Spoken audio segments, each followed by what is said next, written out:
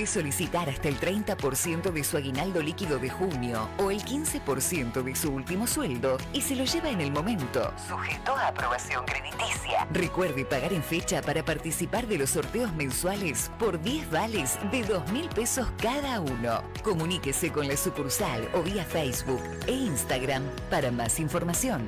Comaja, su cooperativa amiga y solidaria. Atacado do Igor, ahora en su nuevo local. Un espacio renovado para una mejor atención. Abierto de 8 a 13 y de 14 a 19 horas. Los esperamos con premios, obsequios, promociones y los precios más bajos. Rúa Gama 282, al lado de la cancha, frente a la ruta. ¿Querés productos para tu comercio o canasta familiar? Este es el lugar correcto. Atacado do Igor, nuevo local. Agronorte Total, barraca y ferretería, puertas y ventanas en hierro, madera, PVC y aluminio, techos, chapas de zinc, tejas y sopaneles y planchas premoldadas, tubería de hierro, planchas de hierro y perfiles estructurales, de todo para las aislaciones térmicas, cielo raso en madera, PVC, espumas y yeso, todo para la seguridad industrial del trabajador, juegos de baños, cerámicas, porcelanatos, pisos flotantes, revestimientos en piedra, maderas en pino, cedrillo, eucalipto, Lapacho. La Valleja 1208. Agronorte Total, barraca y ferretería.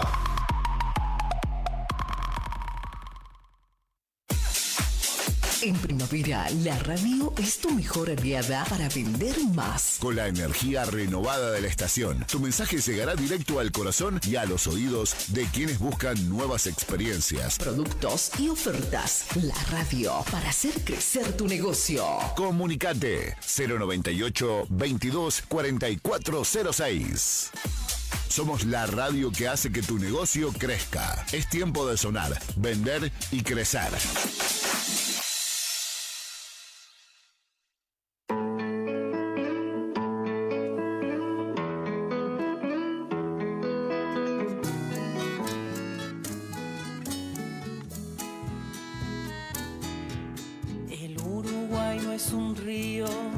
Es un cielo azul que viaja, pintor de nubes camino, con sabor a mieles ruanas.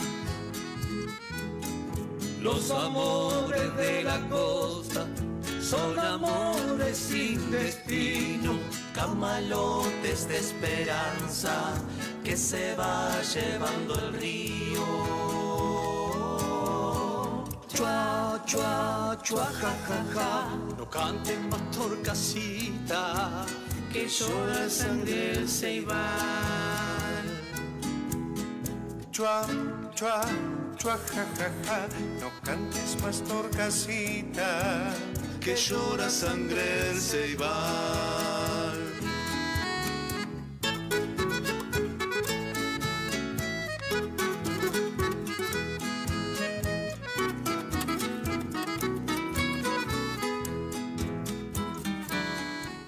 Buenas noches, región. Estas son las memorias del río Uruguay. Para quererlo mejor, para conocerlo mejor, para cuidarlo mejor. Desde la triple frontera más austral del mundo, hoy me acompañan Alejandro Gemini y José Luis Paolini, y quien les habla, Marcelo Bravi. Vamos a comentar temas del río Uruguay. Y vos te quedaste sola, lavando ropa en la orilla. Los saludos son para Catalina García, hija de Juan García, que vive en Quebracho, que la semana anterior nos hace un formidable informe sobre los saladeros del río Uruguay, y hoy le estamos agradeciendo a Catalina por su tarea. También otro saludo para el correntino Esteban Villal, un querido amigo que, bueno, curuzucuateño, pero que ahora ya es más de Bella Unión, nomás, no hay arreglo. Tantos años por acá, pero su corazoncito siempre está en Corrientes y nos envía una canción muy bonita que la vamos a pasar dentro de un ratito. Y les aclaro que tiene mucho que ver con la historia personal de él, nada más que es un poquito al revés. Los de acá, de la zona que lo conocen, se van a dar cuenta. Con sabor a mieles ruanas. Y por último, los saludos y la pronta mejoría a nuestro compañero, Sí. el cantautor y poeta, Sí, el orillero. El orillero. A Jorge se lo está extrañando, por supuesto. Sí. Insustituible, obviamente. Y me acaba de pasar un audio donde yo le digo que no se puede comparar la impostación de voz de un cantante con la impostación de un humilde veterinario bruto como Cuero. Entonces vamos a ver si podemos no suplantarlo como corresponde, pero a ocupar ese lugar por un rato. Un cantor profesional Sí, que ahora se está cuidando porque sí. le atacó una difonía. Exacto. Y entonces, bueno, estará con nosotros el próximo jueves. Y lo vamos a hacer cantar algún día, si Dios quiere. Sí, cómo no. Exactamente.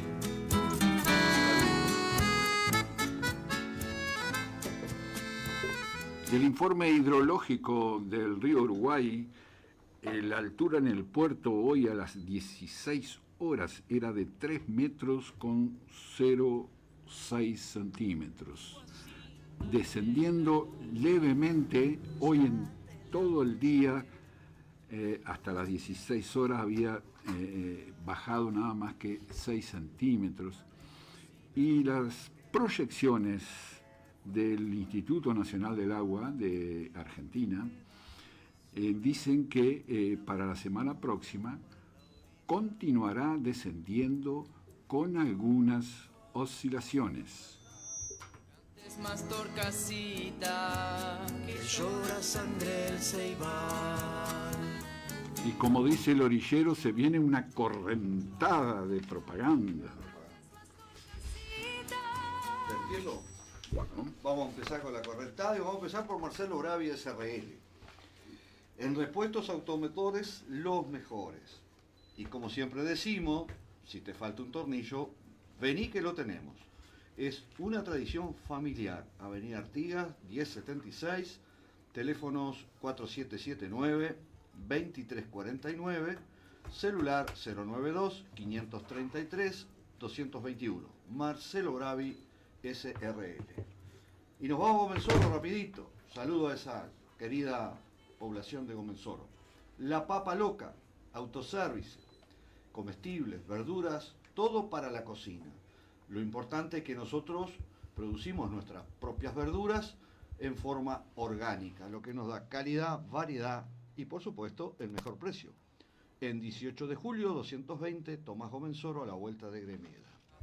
Y si de tela se trata, bueno, ¿dónde vas a ir? sí, donde tenemos que ir, Sí. donde hace más de 100 años se comercializan telas. En el Casas mismo lugar. Somagal. Recibimos la primavera con combos de saldos de telas, Panamá, Satén, Zefir y otras. Precios especiales. También tenemos una completa mercería. Y ahora sí, ¿no, Marcelo? Hay tu talle. Ahora hay tu talle. Nos puedes encontrar en Facebook e Instagram. Estamos en Avenida Artigas, 1544, y ahora sí, Kiko, lo voy a decir bien al celular. 099-189-029. Correcto. Transportes Morro, desde chiquito transportando. Ni el mal tiempo nos detiene. Y también transportamos barcos. El contacto es 099-779-081. Mini Market Río Uruguay. Una línea completa de productos para la despensa. Fiambres y lácteos de primera calidad. Frutas, verduras y comestibles envasados. Y con la tarjeta recompensa, más barato que allá. Nos encontrás en Atilio Ferrandis y Jaime Román, bien en la esquina. Y si tenés moto, como dice el orillero, tenés moto. Jorge Repuesto. Andalo de Jorge. Inigualable en repuestos para moto. Lo que necesites para cualquier marca. Estamos en Atilio Ferrandiz y Joaquín Suárez.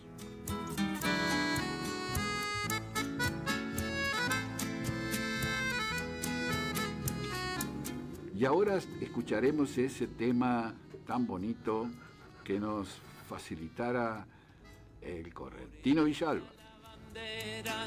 Iguacita de la costa, enrollate la Se llama Esperanza Cañés. Ponete a la...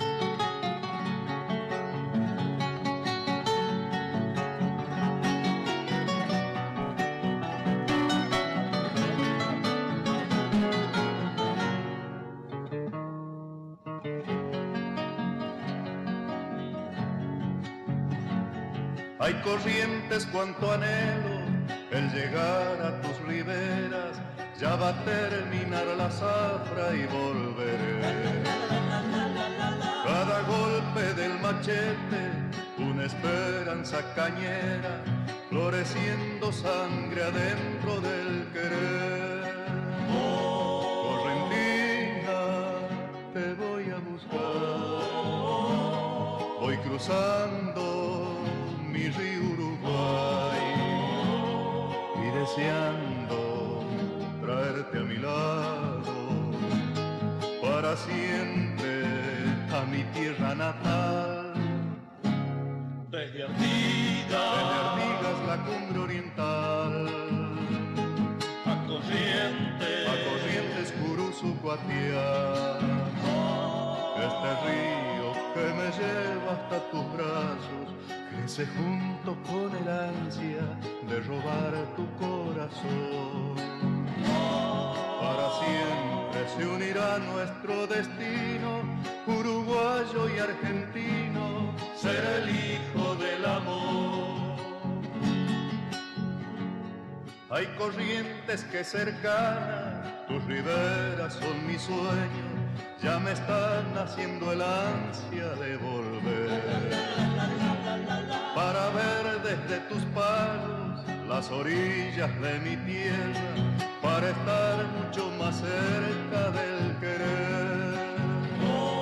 Correntina, te voy a buscar, voy cruzando mi río Uruguay y deseando traerte a mi lado para siempre a mi tierra natal. Desde Artigas la cumbre oriental, a Corrientes Curuzú, Cuatiá, este río que me lleva hasta tus brazos crece junto con el ansia de robar tu corazón. Para siempre se unirá nuestro destino, uruguayo y argentino, ser el hijo del amor.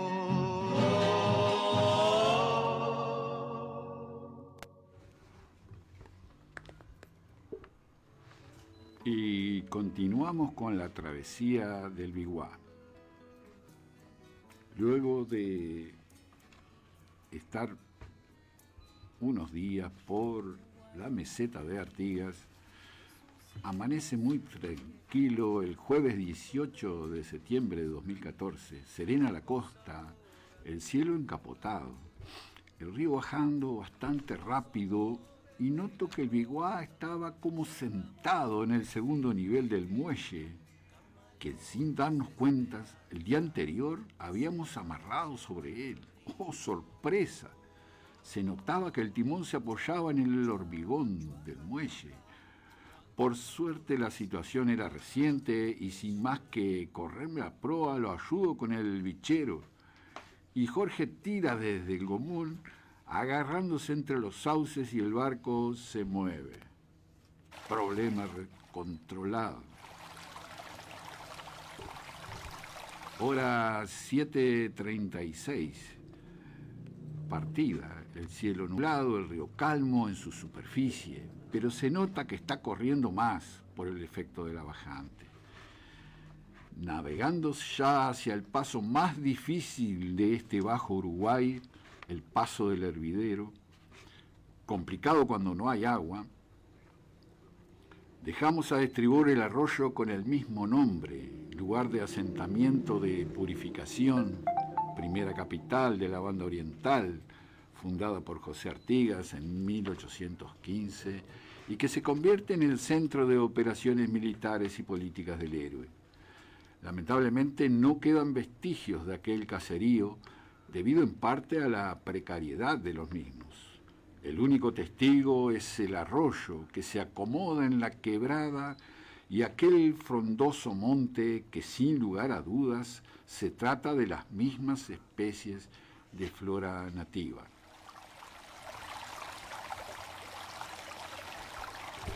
En deriva hacia costa argentina encontramos la primera boya de señalización del canal, que el amigo César Pedroso, navegante de Salto, nos facilitara una foto aérea para el paso del Hervidero. Y en esa foto figuraban 11 boyas enfiladas que marcaban el derrotero.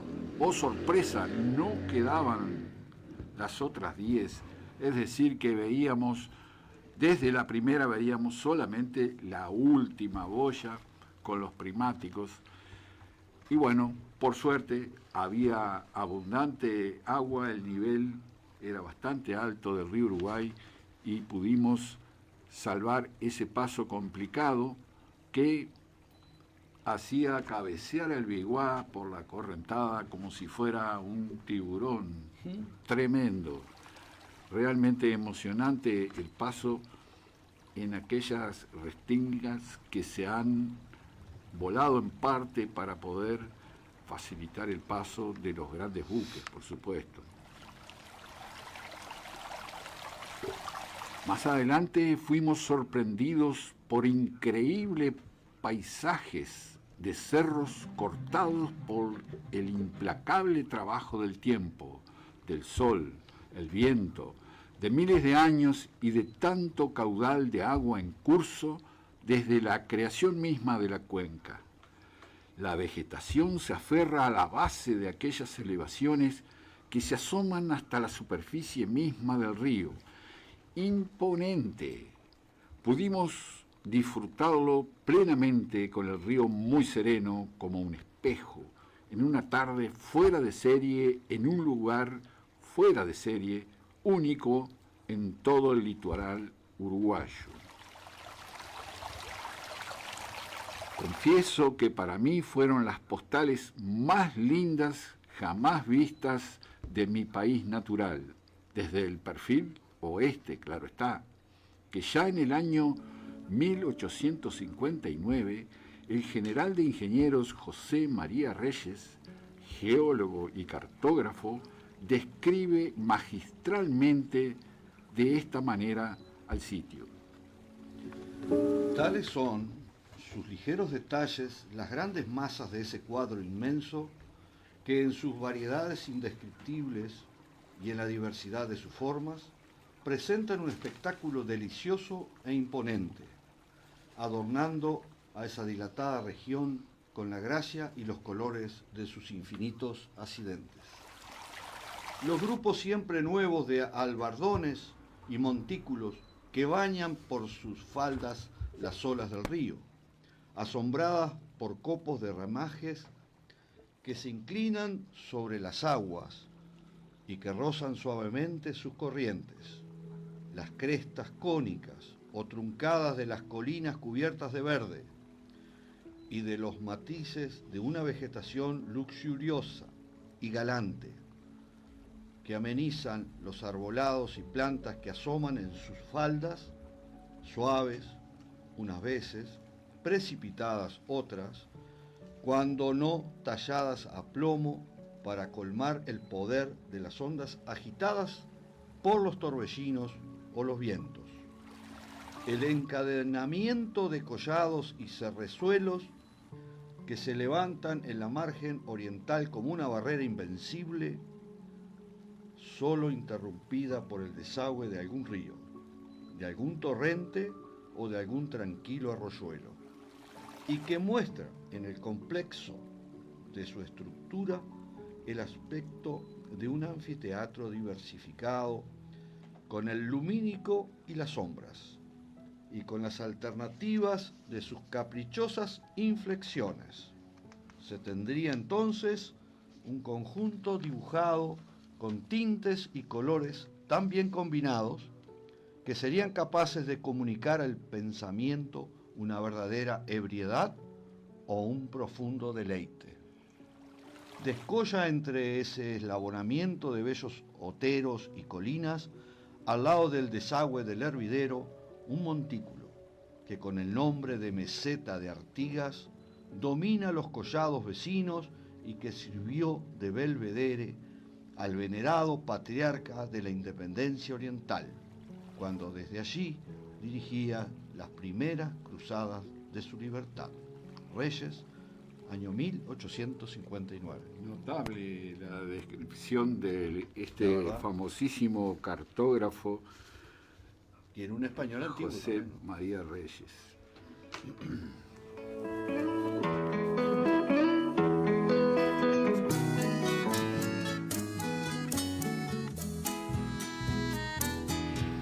El Uruguay no es un río, es un cielo azul que viaja, pintor de nubes camino, con sabor a mieles ruanas.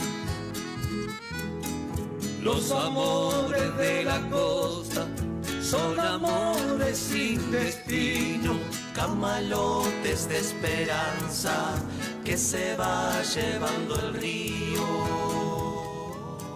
Escucharemos una interpretación musical que nos relata los sueños de niño.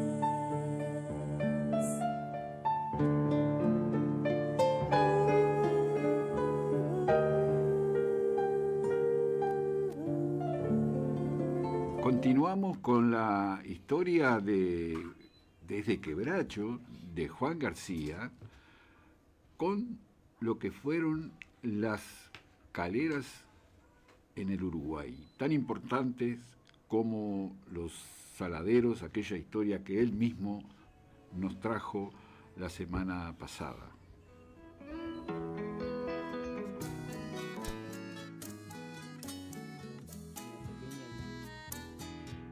El Uruguay no es un río, es un cielo azul. Aquí vamos con una pequeña entrega más sobre las industrias instaladas en las costas del río Uruguay en el siglo XIX. Además de los saladeros, que eran la principal industria en ese momento, también existían las caleras, que utilizaban el bajo río Uruguay para trasladar su producción. Las caleras constituyen otra de las actividades económicas del momento en el bajo río Uruguay. La producción se traslada a Buenos Aires y Montevideo por vía fluvial. Desde los embarcaderos de las caleras, los que se suman a los de los saladeros, muchos de estos embarcan su producción directamente a puertos de ultramar, pautando la navegación del Bajo Uruguay y dando cuenta de su importancia. La población que trabaja en estos emprendimientos se establece en rancheríos, en sus proximidades. De ello no quedan vestigios materiales, aunque puede verse en imágenes de la época. Sobre la costa uruguaya existieron 3 caleras: calera de acá, 1772, calera de las Huérfanas, quizás la más conocida y renombrada aquí en Uruguay, y que luego fue calera de Camacha, 1972 y 1974, y la calera de Britos, que no tiene fecha de fundación. No contamos con esa información. Después, en la margen argentina, había 2 caleras de Barquín, de 1708, y calera Colombo, 1869. Acá, con estos datos, nos vamos en realidad, al siglo XVIII, cuando se iniciaron las caleras.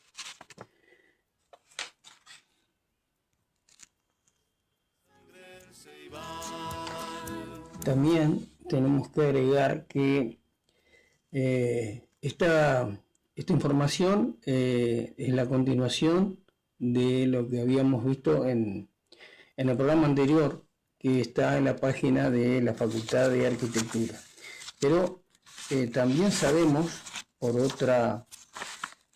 una información de una página web, que no la recuerdo ahora, que también hubieron otras caleras. Por ejemplo, una muy cerca de la desembocadura del arroyo San Francisco y muy cerca de la ciudad de Paysandú. Y ahora pasamos a los que fueron los saladeros de Paysandú. Esta información está extraída de un suplemento del diario El Telégrafo del año 1977. Cuando el diario El Telégrafo cumplía año, digamos, en alguno de sus aniversarios, sacaba un suplemento, y justamente habla, entre otras cosas, de los saladeros. Dice que la industria saladeril se inicia alrededor de 1813 y se prolonga hasta 1948, cuando Casablanca realiza su última matanza con destino a Tasajo. Influyen en este retroceso una serie de factores, entre los cuales aparecen sin duda en primer plano el surgimiento del estrato de carne y la conserva, y luego la industria frigorífica, que permitieron la entrada de nuestros rubros cárnicos en los mercados europeos. Ya la propia evolución de la estancia cimarrona, que se inició en la segunda mitad del siglo pasado, llevaba implícita la desaparición del saladero. El alambramiento de los campos y el mestizaje de los ganados suponía un aumento de los costos de producción, para los cuales la industria del tasajo no podía resultar compensatoria. El ganado criollo y el transporte fluvial habían sido los 2 pilares básicos del saladero. la introducción de la raza de carne inglesa y el transporte por ferrocarril hacia los frigoríficos ubicados en Montevideo representaron la agonía de la empresa litoraleña. Y si ella se prolonga por tanto tiempo dentro del siglo XX, es debido a que la competencia de los establecimientos de la provincia de Buenos Aires y del sur del país va desapareciendo paulatinamente. Es entonces el norte del Río Negro y en la provincia de Entre Ríos donde la industria del tasajo siguió persistiendo, a veces alentada por algún hecho como la reducción del ganado en la isla de Cuba, debido al aumento del área cultivada con caña de azúcar. Pero allí también había entrado un poderoso competidor, el capitalismo norteamericano, mejor ubicado para abastecer de alimento proteico a los trabajadores de la zafra. La suerte de los saladeros estaba echada y nada pudo detener su extinción.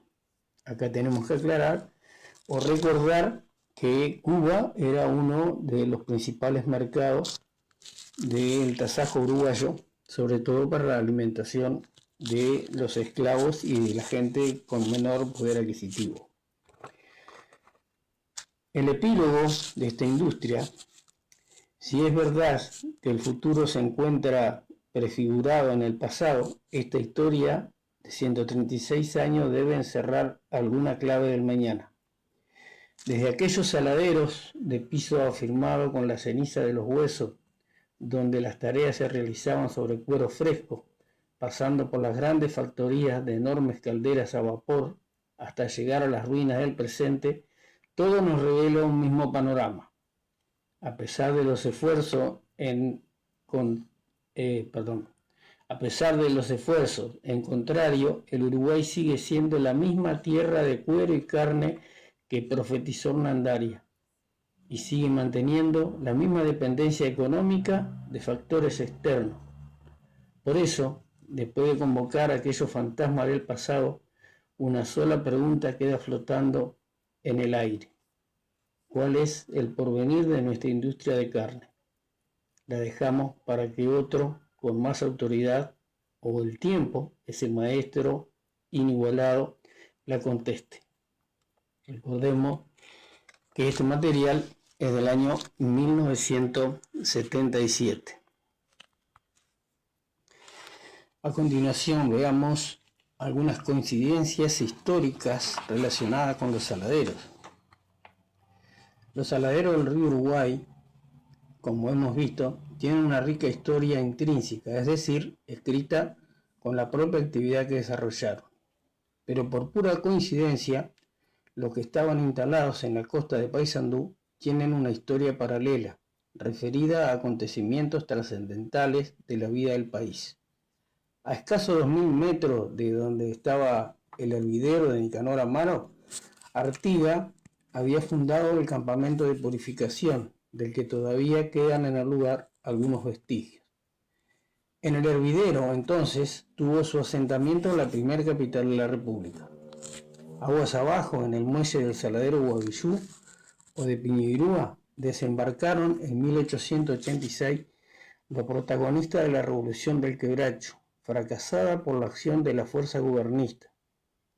Un artístico mausoleo recuerda en el monumento a perpetuidad, en la ciudad de Paysandú, a los caídos en el sangriento episodio. Y en referencia a este hecho histórico vamos a tener un capítulo aparte más adelante. Donde funcionó el saladero Santa María está hoy la planta de ANCAP y junto a ella el puente Paysandú-Colón. La chimenea de aquella gran industria todavía se conserva.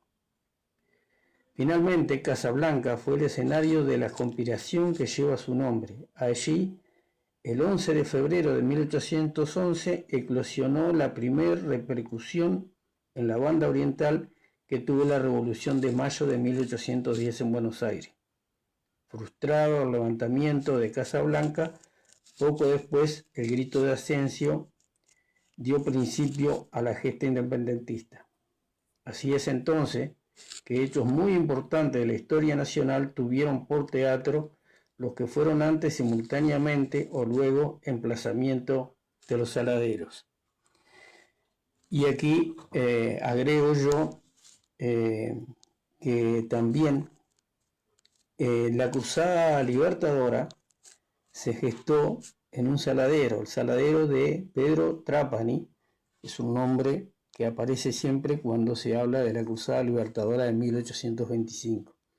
En ese lugar fue donde se reunieron para organizar lo que fue la Cruzada Libertadora. Bueno, hasta el próximo programa.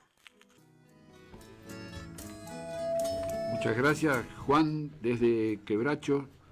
Nos cuenta esta historia de los primeros, de la primera industria del Uruguay tan pujante y que se desarrolla en el litoral de nuestro río Uruguay. Excelente aporte, ¿no? Bien, y hoy, como es el último jueves del mes, y como lo venimos haciendo mes tras mes, lo tenemos a Alejandro Gemini contándonos, enseñándonos sobre este sabio francés Aimé Bonpland. Buenas tardes. Buenas noches, Marcelo. Buenas noches. Buenas noches. Bueno, muchísimas gracias. Y bueno, a nuestra querida audiencia les contaremos una de esas historias que son poco conocidas. En el año 1821, Bonpland se encontraba a orillas del río Paraná, frente al Paraguay, desarrollando un emprendimiento agrícola de cultivo de yerba mate. Eso representaba una amenaza para el Paraguay, que en esa época estaba gobernado por el dictador Gaspar Rodríguez de Francia. En una noche de 1821, de diciembre, cruzan el río Paraná, destruyen todo esa plantación de yerba mate, capturan a Bonpland y lo llevan prisionero a Paraguay, donde estuvo prácticamente 10 años cautivo, pero fue cautivo no entre rejas, digamos, él dice que fueron los años más felices de su vida, aunque parezca contradictorio, porque ahí él desarrolló una cantidad de actividades, ¿verdad? O sea, no estaba entre rejas, sino que era como una libertad vigilada, digamos. En ese mismo lugar donde Bonpland tenía ese establecimiento, un año antes estuvo José Gervasio Artigas, antes de cruzar al Paraguay. Nuestros amigos de Misiones Tiene Historia, y de la provincia en general, han declarado el mes de septiembre como el mes de Artigas, y en ese mismo lugar hicieron un monumento, un lugar de recordación, diciendo que en este lugar pasó la última noche en territorio de los pueblos libres José Gervasio Artigas. Así que es una coincidencia, ¿verdad? Que los dos estuvieron en el mismo lugar y que los dos estuvieron en el mismo periodo cautivos del mismo dictador. Obviamente Artigas siguió hasta 1850, pero Bonpland fue liberado en 1831. Y a continuación, para seguir descubriendo a Bonpland, vamos a escuchar la carta que envió el libertador Simón Bolívar, dirigida al dictador paraguayo Rodríguez de Francia, solicitando la liberación de Amado Bonpland. O sea, no solamente Simón Bolívar mandó, toda la comunidad internacional solicitaba la liberación de Bonpland, Humboldt, San Martín, todas las personalidades de la época, y Gaspar de Francia, en ningún momento no contestó. No contestó, es más, se sentía hasta ofendido, digamos. Entonces, bueno, esa carta de Simón Bolívar vamos a escucharla interpretada por nuestra colaboradora, la maestra de la Biblioteca Central Pedagógica, Graciela Torrens, a quien agradecemos que nos acompañe y la escucharemos a continuación. Hoy voy a compartirles una carta del capitán general Simón José Antonio de la Santísima Trinidad Bolívar Ponte y Palacios Blanco, para abreviar Simón Bolívar, que ya en 1823 era consagrado como libertador de pueblos y de personas, como lo quiso ser de su amigo Aimé Bonpland. Y cito: Lima, 22 de octubre de 1823. Al excelentísimo señor Gaspar Rodríguez de Francia. Excelentísimo señor, desde los primeros años de mi juventud tuve la honra de cultivar la amistad del señor Bonpland y del barón de Humboldt, cuyo saber ha hecho más bien a la América que todos los conquistadores. Yo me encuentro ahora con el sentimiento de saber que mi adorado amigo, el señor Bonpland, está retenido en Paraguay por causas que ignoro. Sospecho que algunos falsos informes hayan podido calumniar a este virtuoso sabio y que el gobierno que vuestra excelencia preside se haya dejado sorprender con respecto a este caballero. Dos circunstancias me impelen a rogar a vuestra excelencia encarecidamente la libertad del señor Bonpland.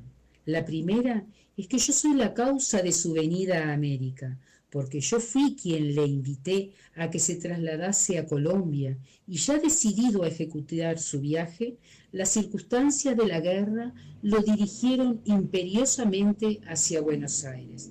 La segunda es que este sabio puede ilustrar mi patria con sus luces, luego que usted tenga la bondad de dejarle venir a Colombia, cuyo gobierno presido por la voluntad del pueblo. Sin duda vuestra excelencia no conocerá mi nombre ni mis servicios a la causa americana, pero si me fuese permitido interponer todo lo que valgo por la libertad del señor Bonpland, me atrevería a dirigir a vuestra excelencia este ruego. Dígnese vuestra excelencia oír el clamor de 4 millones de americanos libertados por el ejército de mi mando, que todos conmigo imploran la clemencia de vuestra excelencia, en obsequio de la humanidad, de la sabiduría y la justicia, en obsequio del señor Bonpland. El señor Bonpland puede jurar a vuestra excelencia, antes de salir del territorio de su mando, que abandonará las provincias del Río de la Plata para que de ningún modo le sea posible causar perjuicio a la provincia del Paraguay, que yo, mientras tanto, le espero con la ansia de un amigo y con el respeto de un discípulo, pues sería capaz de marchar hasta el Paraguay solo para libertar al mejor de los hombres y al más célebre de los viajeros. Excelentísimo señor, yo espero que vuestra excelencia no dejará sin efecto mi ardiente ruego, y también espero que vuestra excelencia me cuente en el número de sus más fieles y agradecidos amigos, siempre que el inocente que amo no sea víctima de la injusticia. Tengo el honor de ser de vuestra excelencia atento, obediente servidor. Bolívar. Fin de cita. El silencio de Francia fue más que una ausencia de palabras, fue una forma de negar esperanza y dignidad.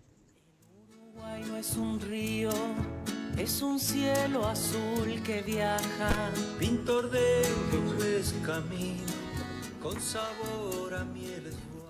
Bueno, hemos escuchado recién la interpretación de Graciela, excelente como siempre, y pasaré un poco a darles una serie de noticias bonplandianas, como les hemos llamado. En primer lugar, les comento que desde el pasado 29 de septiembre, la ruta Bonpland del río Uruguay es una marca registrada ante la Dirección Nacional de la Propiedad del Ministerio Industrial, del Ministerio de Industria, Energía y Minería. Por lo tanto, estamos cubiertos de todo lo que es la protección intelectual en 3 áreas, que son las que solicitamos. El área juegos, con la cual es un juego didáctico que les voy a pasar a comentar ahora en un rato algunos detalles, en los temas educativos y culturales y en los temas turísticos. O sea, esas son los 3 pilares sobre los que se sustenta este gran proyecto de la ruta Bonpland del río Uruguay. Como les comentaba, se sustenta en 3 áreas. La parte del juego, ya está diseñado el tablero y recientemente he recibido de los diseñadores la carátula de lo que sería la caja del juego, ¿verdad? En la cual se las pasamos a mostrar a quienes nos están viendo a través de internet, pero les voy a comentar qué es lo que está representado en ese dibujo. Por ejemplo, ahí se ve a un Bonpland que está con una lupa mirando una congorosa. O sea, de las casi 20 especies que él describe en su diario de viaje, yo seleccioné la congorosa por un motivo muy particular. Él, cuando está aquí en el rincón de Franquía, cerquita de Bella Unión, él nos describe las congorosas, que las congorosas entre los campos cultivados por los últimos guaraníes de Bella Unión. O sea, fíjense el simbolismo que tiene la congorosa. Por eso lo pusimos ahí en primer plano, un Bonpland mirándolo. Después tenemos un cofre o un arcón, que eran los que utilizaban los exploradores en esos tiempos, ¿verdad? Si uno mira fotos de Humboldt, de Darwin, de cualquiera de estos grandes exploradores, utilizaban un arcón, que era donde guardaba todas las muestras que recogían de plantas, de animales, de rocas, fósiles, de libros, de manuscritos. O sea, era el lugar donde iban su valija de la época. Pero ese arcón tiene un significado muy especial, porque en unas visitas que yo vengo realizando desde hace ya tiempo en el Museo Nacional de Historia Natural de Corrientes, hay un arcón hecho por el propio Bonpland. Como les decía hoy, él cuando estuvo preso en Paraguay tuvo una cantidad de emprendimientos. Uno de ellos fue una carpintería. Entonces, ese arcón, el que está en Corrientes, fue confeccionado por Bonpland en su carpintería, pero tiene un simbolismo mayor todavía. La licenciada Aurora Arbelo, que es la presidente de la Asociación Cultural Bonpland, me dijo: Alejandro, este arcón era el que usaba Bonpland en Montevideo. Fíjense el significado adicional que tiene. Entonces, en la tapa de la caja se ilustra dentro del arcón distintas plantas, flores, frutos representativos de toda esta zona. Tenemos la begonia semperflorens, que es la más austral del mundo, encontrada por Bonpland aquí en estas costas de donde estamos nosotros.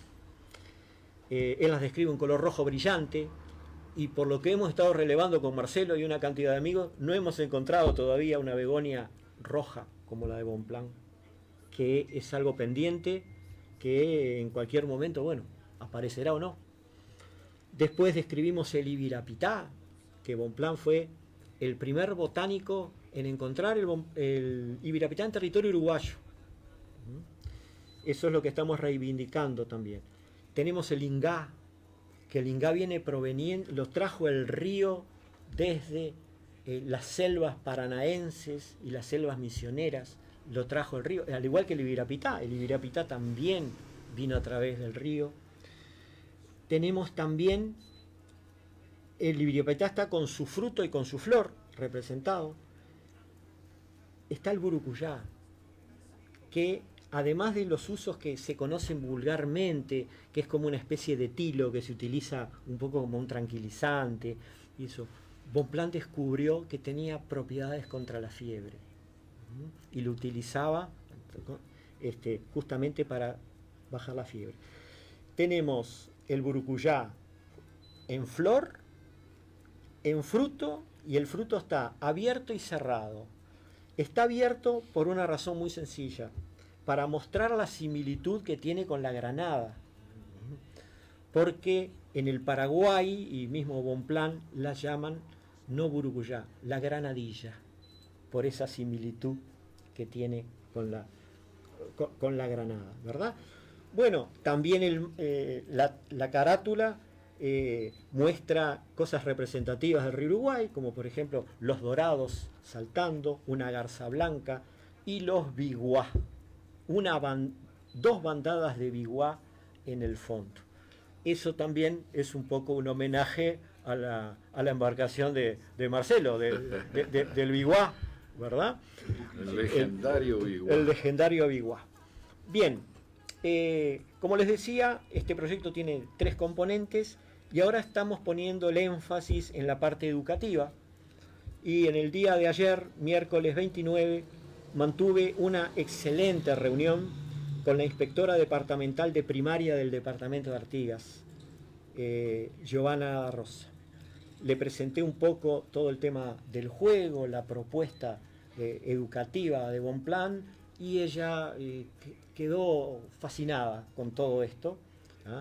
Y la idea nuestra es comenzar a trabajar en proyectos Bonplan para terceros, cuartos, quintos y sexto años de las escuelas de aquí, de esta zona del río Uruguay. Pero para no abarcar demasiado, vamos a trabajar en principio durante el año que viene con 3 escuelas. 2 de ellas son con las que ya venimos trabajando: la escuela 78 de Bella Unión, la escuela 20 de Cuareim, y vamos a agregar en esta nueva propuesta a la escuela 41 de Campodónico. Acá la escuela... Mi primer año ¿Primer año de escuela? Bueno, perfecto. En la vieja escuela. La vieja escuela.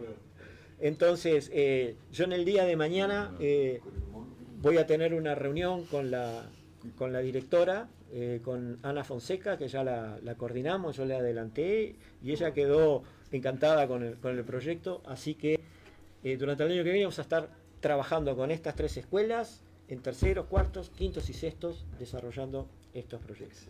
Muy bueno. Y adicionalmente seguimos trabajando con el diseño de los distintos contenidos turísticos para cerrar con todo este gran proyecto con las 3 pilares: educativo, lúdico y turístico. Esas son las noticias que tengo para darles por ahora. Un agregado, Alejandro, dentro del proyecto de trabajo, la planificación de trabajo de la Cámara de Turismo de Bella Unión está desarrollar en los próximos 5 o 6 meses el programa de la ruta Bonplan del río Uruguay, que Alejandro ya está trabajando, le está generando contenido, y bueno, el año que viene, 2026, se podrá poner en práctica, ¿no, Alejandro? Sí, una cosa, nosotros a Bonplan lo llamamos de 2 maneras. Por un lado le decimos el sabio de 2 mundos, porque él estuvo viviendo en Europa, desarrollando toda su actividad en Europa y en América. Viejo mundo, nuevo mundo. Pero además decimos que es el sabio de los 3 reinos. Él, como botánico, tenía un dominio extraordinario del reino vegetal, tenía un dominio extraordinario del reino mineral, de todo lo que aprendió con Humboldt, que era geólogo, y también tenía cierto dominio del reino animal. Por eso lo llamamos el sabio de los 3 reinos. Y todos los proyectos educativos y turísticos apuntan a eso, a conectar los 3 reinos manejados por Bonplan. Una mente privilegiada, sin duda, ¿no? Exacto. Un privilegio que tuvimos de estar por esta zona y que nos haya dejado mucha documentación para conocer. Por ejemplo, hay 100 kilómetros de la ruta por el río Uruguay que quedaron bajo las aguas de la represa de Salto Grande, y Bonplan nos la cuenta. Si tendrá valor, sí, claro, ese tipo de documentos. Muy bueno, extraordinario, excelente. Vamos a agradecer ahora a nuestros auspiciantes. Agradecemos a Transporte Morro, a Mini Market Río Uruguay, a Jorge Repuestos, a Marcelo Bravi de SRL, a La Papa Loca en Comensoro y a Casa Somacal. A todos ellos, como siempre, muy agradecidos. Gracias a ellos estamos pudiendo llegar y recordar y llevar adelante las memorias de nuestro río Uruguay. Muchas gracias a todos. Nos encontraremos el próximo jueves. Muchas gracias por todo. Muchas gracias. Chua, chua, chua, ja, ja, ja. No cantes más, Torcasita, que llora sangre el ceibal.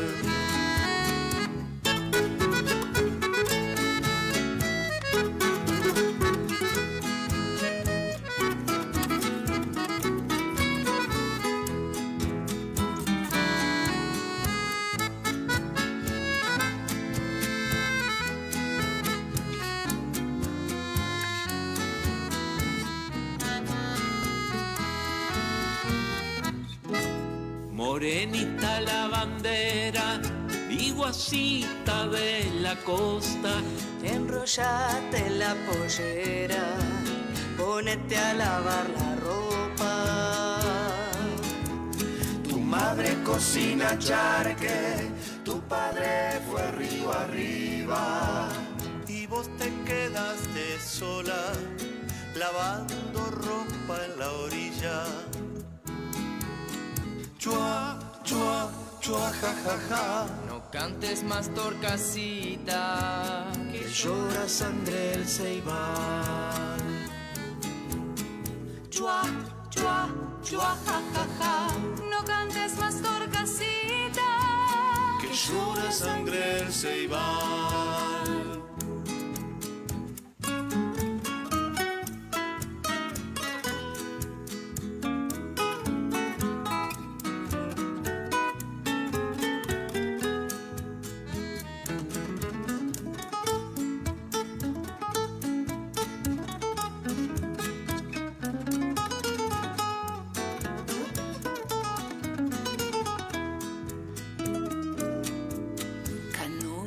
Pescadora, aguántame el temporal. Si mis brazos no se cansan, remándote de sacar.